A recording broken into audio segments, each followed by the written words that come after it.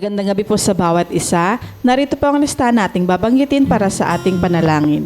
Pastora Stella Jeronimo, Pastor Ted Ribo and Family, Pastor Nael Tongco and Family, Pastor Jerry Dalagit, Pastor Mike Santos, Pastor Ron and Sister Leonie, Reynosa Family, Pastor June Jeronimo and Family, Pastor Samuel Montiagodo, Nana Nemen, Sister Neneng, Sister Blancy, Baby Muding Mijares and Family, Sister Judith, Brother Chris and Brother NC, Sister Jenaline Katrina Concept and Kyle Valiente, Marinas Family, Sister Christina and Sister Jessica Yamsuan, Sister Edna and Sister Abigail Marquez, Boatis Bartolome Family, Nana Yole and Family, Pastor Larry and Sister Glenda Pontillas, Carizo Family, Brother Ronald Benaventura and Family, Sister Raquel Benaventura, Brother Jojo, Sister Marivic and Sister Neche Jiran, Sister Trisha, Trixie and Tristan Larisma, Sister Isang Constantino, Cabales Family, Brother Rod, Sister Ana and Sister Praise de los Santos,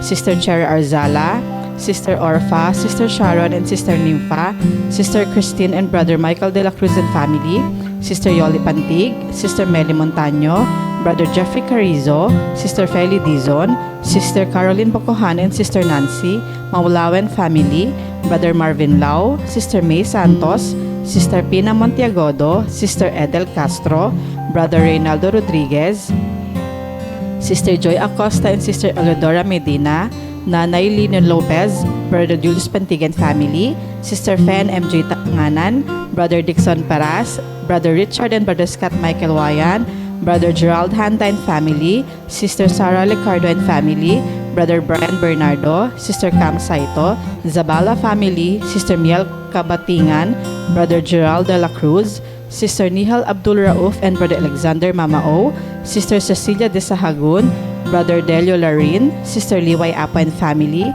Brother Francisco Fabilior, Brother Sam Benisano, Sister Baby Orsabi and Sister Belen, Brother Jerry Lazaro and Family, Sister Zea Caliejo, Brother Vic Gutierrez and Family, Brother Francisco Senon, Baby Gavin Manzulim, Sister Lani Ramos, Sister Janet Abuel, Sister Hilary Ann Abuel, Baby Julian Chris Alfante, Sister Crescencia Ramos Rico, Nanay Gloria, Pastor Hener Ado, Brother Richard Elima, Brother Michael Tailo, Brother Ishmael and Brother Joaquin Ong, Baby Penelope Jane Leoncio, Brother Juanito Ramos, Sister Joan May Ragusante, Brother Paul Anthony Gutierrez and Family, Sister Filomena Tugade, Sister Agang Cruz, Brother Ryan Dagdag and Family, Sister Madeline Napalang, Sister Marybeth Balahadia, Brother Leo Garcia, Sister Julia Micaela Domingaño, Brother Jonathan Binuya, Sister Susan Lopez, Attorney Carlos Borja Jr., Sister Aida de la Cruz, Brother Reynaldo Morena and Family, Brother Nelson and Sister Vivian Pabigayan, Sister Julieta Gutierrez, Sister Aida Quiazon, Brother Brian de la Cruz, Sister Mercy de la Cruz, Brother Edgar Ventura, Sister Mariel Sebastian, Mr. and Mrs. Jed and Danny Vedayo, Sister Lizelle Bangayan, Sister Melogene Paliago, Brother Renz Louis Abangan, Sister Vanessa Abingosa, Brother William Valencia Jr., Brother Ramon Rodriguez, Brother Fritz Mark Nevado, Sister Sandra and Brother Luisito Perez Sr., Brother Rylan, Sister Josen Chin Vengua, Brother Singcar Lim, Sister Rosita. Sa mapagpalang gabi po sa bawat isa sa Iglesia ng Pasong Tamo, sa Iglesia ng Fiel, at sa bawat isang patuloy na nakikibahagi at nakikisa sa ating gawain online, Tonight with Pastor A. At muli, tayo po ay magbulay-bulay ng salita ng Panginoon.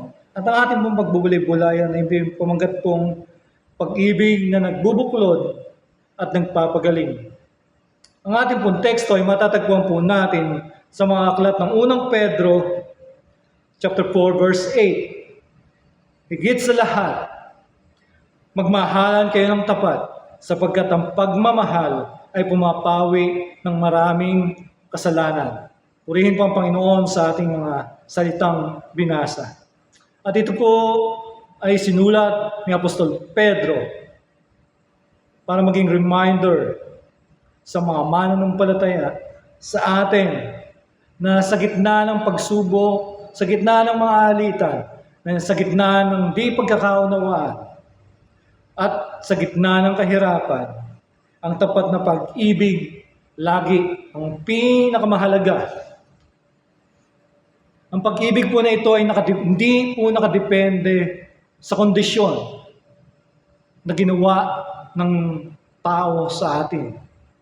Hindi rin po ito nakadepende sa ating damdamin. Ito pong pag-ibig na ito ay nagbubuklod sa mga mananampalataya at nagpapagaling ng mga sugat ng puso. At meron po tayong 2 punto na pagbubulay-bulayan ngayong gabi. Ang una po, ang pag-ibig ay nagbubuklod. Ang tapat na pagmamahal po ay nagtatanggal ng alitan. Ang tapat na pagmamahal ay pumapawi sa mga galit. Ang tapat na pagmamahal po ay nagtatanggal ng sama ng loob. At ang tapat na pagmamahal po ay pinapalakas nito ang pagkakaibigan at ang pagkakaisa ng iglesia at ng pamilya. Kapag pinili po natin ang pagmamahal sa lahat ng oras, nagiging tuloy po tayo sa mga pagkakaunawaan at sa pagtutulungan. Tayo po yung nagiging instrumento para magkaroon ng pagkakaunawaan ang mga hindi nagkakaintindihan. At tayo po naging instrumento sa pagtutulungan para sa pagkakaisa. Kaya kailangan po nating piliin lagi ang pag-ibig kaysa galit. Piliin natin ang pag-ibig pag nasaktan tayo.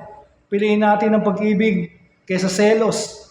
Piliin natin ang pag-ibig kaysa sama ng loob.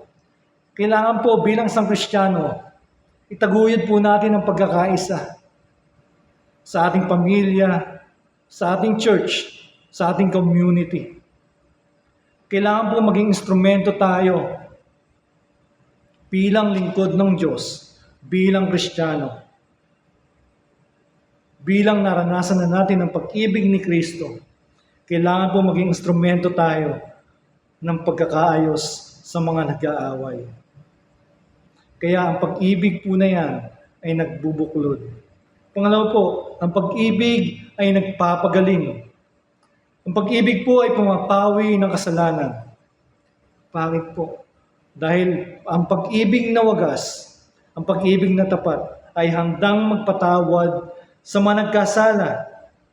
At ang pag-ibig ay pumapawi ng kasalanan dahil po ito ay napapaginhawa nito ang mga pusong nasugatan na para bang meron tayong tinik. Pagka po masama ang loob, meron tayong kaalitan, meron tayong di pagkakaunawaan, meron po tayong tinik na nakabaon sa ating puso. At pagka nagkaroon ng kapatawaran, pagkakaunawaan, parang nabunot yung tinik na ito at tayo gumiginhawa at yung sugat na ito ay gumagaling. Kaya po meron tayong kaginawaan pagka nagbuhat ang pag-ibig sa atin. Hindi lamang po ito ay nag-aayos ng mga relasyon ng tao. At kundi ito po ay nagdadala din ng kapayapaan at pagpapala sa ating espiritu. Dahil payapa nga ang espiritu ng mananampalatayang walang galit, walang kaalitan, walang sama ng loob. Kaya bilang pong aplikasyon, kailangan po nating magpatawad kahit mahirap. Alam natin na pagka nasaktan tayo, napakasakit. Parang ayaw nating magpatawad. Na kailangan natin ibaon talaga yung sugat na ito. Kailangan nating damdamin. Kailangan nating itanim sa puso natin yung sugat. Pero, kailangan po nating magpatawad. Gayon din po, pagka tayo naman po ay nakasakit, kailangan po natin humingi ng tawad. Pagka tayo nagkamali, aminin natin na nagkamali tayo at aminin natin na may kasalanan tayo sa mga taong nasaktan natin. At kailangan nating humingi ng tawad. Gamitin natin ang pag-ibig bilang lunas sa sakit ng puso at sama ng loob. Sabi nga sa kawikaan na ang masayang puso ay kagamutan. Kaya po, pagka may pag-ibig po tayo, naging masaya ang puso natin at nagkaroon ito ng kagamutan sa ating puso. At nawawala yung pait, yung sama ng loob natin. Kailangan po natin bilang isang Kristiyano, bilang naranasan yung pag-ibig ni Kristo, ipakita din po natin, iparanas natin sa iba yung agape love na meron tayo. Ipakita natin yung agape love sa mga taong nagkasala sa atin. Kaya iyan po yung ngayong gabi yung nais parating sa atin ng Panginoon. Ang tapat na pag-ibig, ang wagas na pag-ibig ay nagpapagaling at nagbubuklod sa mga mananampalataya. Tayo po yung manalangin. Panginoon, dakila sa lahat, aming Diyos, aming tagapagligtas, aming Panginoon, aming salvation. Panginoon, salamat sa gabing ito na aming napagbulay-bulayan, Panginoon. Salamat sa iyong mga salita, Panginoon, na pinaalala mo sa bawat isa sa amin, Panginoon, na kailangan mangibabaw ang tapat na pag-ibig, na kailangan bilang isang Kristiyano, bilang naranasan namin yung pag-ibig mo, Panginoon naming Jesucristo, ay iparanas din namin ito sa iba, Panginoon. Sa mga nagkakasala sa amin, Panginoon, iparanas namin yung pagpapatawad, yung pag-ibig, yung pag-unawa. Sa mga nasaktan namin, Panginoon, iparanas namin yung pag-ibig na laging handang magpakumbaba. Dahil yung pag-ibig, Panginoon, yung wagas na pag-ibig ay pumapawi sa maraming kasalanan at naghihilom sa mga sugat na pusong nasaktan. Panginoon, sa gabing ito, nawa ito ay maging paalaala sa bawat isa sa amin na napakahalaga ng pag-ibig sa bawat mananampalataya. Hindi, Panginoon, dinadalangin namin ang aming mga kapatid na nabanggit, Panginoon. Nawa naman yung kanilang dalangin, Panginoon, ito po ay inyong abutin. Ito po ay inyong katagpuin, Panginoon. Marami sa aming mga kapatid, Panginoon, ang nangangailangan, Panginoon, ng kagalingan, physically, spiritually, Panginoon. Nawa, ito po, Panginoon, na inyong abutin ang kanilang mga pangailangan sa medikasyon, sa kanilang karamdaman, Panginoon. Hindi, Panginoon, palakasin niyo po ang kanilang mga katawan, ang kanilang mga resistensya sa gayong, Panginoon, ay magkaroon sila ng kagalingan. Hindi, Panginoon, sa mga kapatid naming nalulumbay, nalulungkot, kayo nawa ang kanilang maging kapayapaan at kaaliwan, Panginoon. Gayon din maging kanilang kagalakan, Panginoon. Sa aming kapatid, Panginoon, na si Ate Christy, Panginoon, na merong karamdaman ngayon, Panginoon. Kayo po ang mabot sa kanyang pangangailangan, Panginoon. Sa kanyang physical needs, Panginoon. Na nawa, Panginoon, yung kanyang ubo ay maibsan, ang kanyang lagnat ay mapawi, Panginoon. At ito lamang po ay mangyayari sa inyong kalooban at dinideclare namin, Panginoon, na ang kanyang kagalingan na nagmumula sa iyo, nawa ang mangyari, Panginoon. Sa mga kapatid namin, Panginoon, na nasugatan ang mga puso, ito po ay inyong paghilumin, Panginoon, na sa pamagitan ng pag-ibig na nagmumula sa iyo, ito ay mapawi at maghilom. Panginoon, maraming salamat. At ito po ang aming samot dalangin sa tanging pangalan ni Jesus. Amen.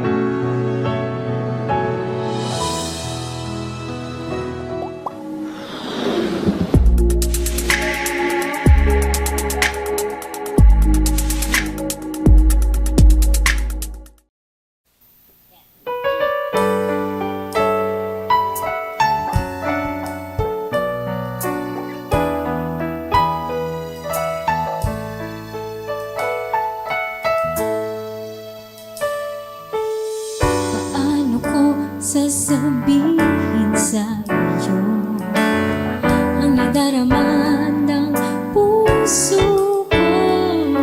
Nang makilala ka, ako'y nagbago, karoon ng saysay ng buhay ko. Sadyang kakaiba ang aking nadarama, dulot ay ganap na ligaya, mula nang ika'y paghariin na.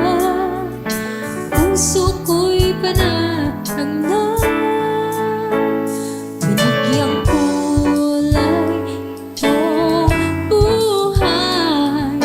Binawi mo ang takot at ang lumbay, minahal mo ng tapat kahit di karapat-dapat. Ang ulat ko, o Diyos, binigyang kulay itong buhay.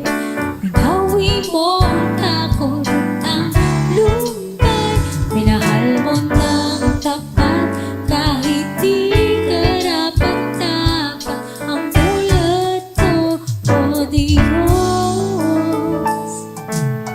sa kaguluhan ako'y naliwanagan. Nalay mo sa aking kapayapaan, dahil sa'yo ay nakamtan buhay na walang hanggan. Kaya't sa aking awit ay iyong dinggin pasasalamat at papupuri. Alay sa'yo buong buhay ko, maglilingkod lamang sa'yo. Oh, oh. Binigyang kulay itong buhay, binawi mo ang takot at ang lumbay, minahal mo ng tapat kahit di karapat-dapat. Ang ulat ko, o Diyos, binigyang kulay itong buhay. Binawi mo ang takot at ang lumbay, minahal mo ng tapat kahit di karapat-dapat. Ang ulat ko, o Diyos, minahal mo ng lubos. Kaya't pag-ibig ko'y alay lang, pag-ibig ko. Kaya't pag-ibig ko